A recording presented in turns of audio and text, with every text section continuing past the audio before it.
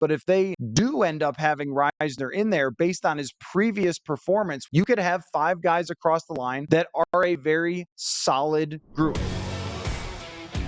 Coller, you said something interesting earlier this week on the Purple Insider podcast, specifically the Tuesday morning left guard with Jeremiah Searles. You said the Vikings are a Dalton Risner away from being a legit offensive line.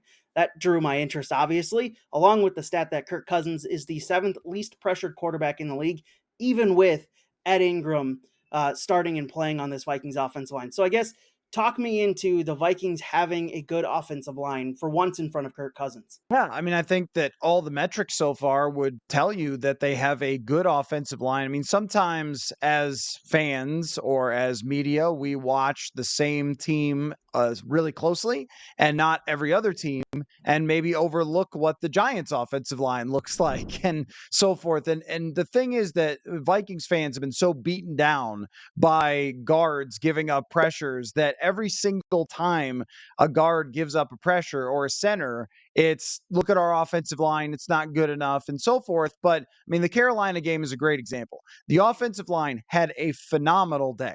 They pushed the Panthers all over the place in the run game, and Kirk Cousins was pressured 5 times in 20-something dropbacks. He was not under duress a whole lot, but one big mistake on one play ended up causing a turnover. And I think that that's where the difference is between what the metrics say on the whole about this offensive line, which is that they're very good. PFF has them in the top 5 so far in the NFL, versus the mistakes that they've made have been very costly. And we saw that against Carolina, but we've seen that for strip sacks of Kirk Cousins on a number of occasions. We've also seen it on third downs. Against the Los Angeles Chargers, the broad production by the offensive line over that entire game was good, but there were a few third downs where Kirk Cousins got sacked or where he got pressured. So the timing of these has been part of it. Also, some of the pressures have been very fast. And there was a metric on this from Sumer Sports that showed that it's been a lot of quick pressures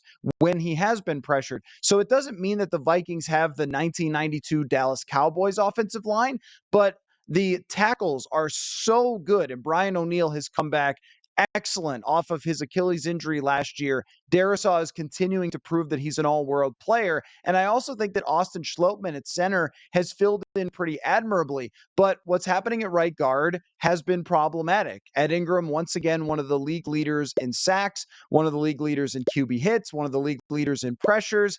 And so when you have this weak link, it stands out quite a bit. The question is, are they going to continue with Ingram and hope that he carries over a little bit of what happened in Carolina, which on the whole was a good performance for him, especially in the run game?